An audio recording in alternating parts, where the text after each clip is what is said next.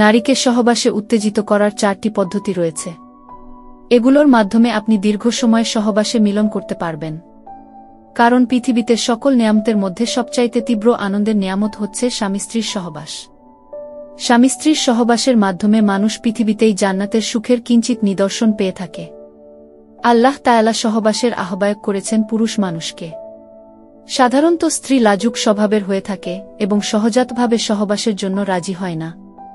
সম্মানিত ভিউয়ার্স, আমি আজ আপনাদেরকে সহবাসে নারীকে সর্বোচ্চ উত্তেজিত করার 4টি উপায় সম্পর্কে বিস্তারিত জানাবো ইনশাআল্লাহ।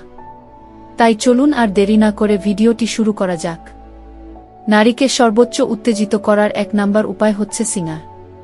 বেশিরভাগ নারী মিলন পূর্ব সিঙ্গারে সরাসরি সহবাসে মিলনের চেয়ে বেশি তৃপ্তি পেয়ে থাকে। তাই ফোরপ্লেতে অধিক সময় নিন। কারণ আপনি ফোরপ্লেতে যত সময় নিবেন তত বেশি আপনি সহবাসে সময় নিতে পারবেন। 2 নাম্বার উপায় হচ্ছে কল্পনা বা ফ্যান্টাসি। শারীরিক মিলনকালে অথবা অন্য সময় সহবাস নিয়ে কল্পনা করা মোটেও ভুল নয়। সঙ্গীর উত্তেজক কর্মকাণ্ডের সাথে আপনার কল্পনা মিশিয়ে এক সুখকর আবেশে জড়াতে পারেন। কল্পনার রাজ্যে সব পুরুষ রাজা আর তার সঙ্গী রানীর আসনে থাকে। 3 নাম্বার উপায় হচ্ছে সরাসরি মিলনে দেরি করা।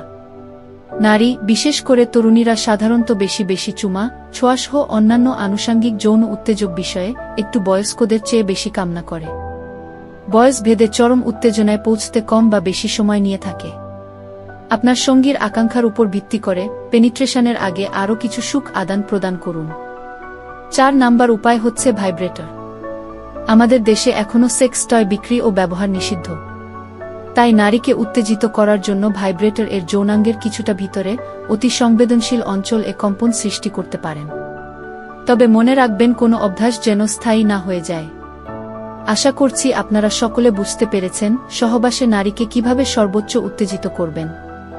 তাই সকলে ভালো থাকুন, সুস্থ থাকুন, ফি আমানিল্লাহ।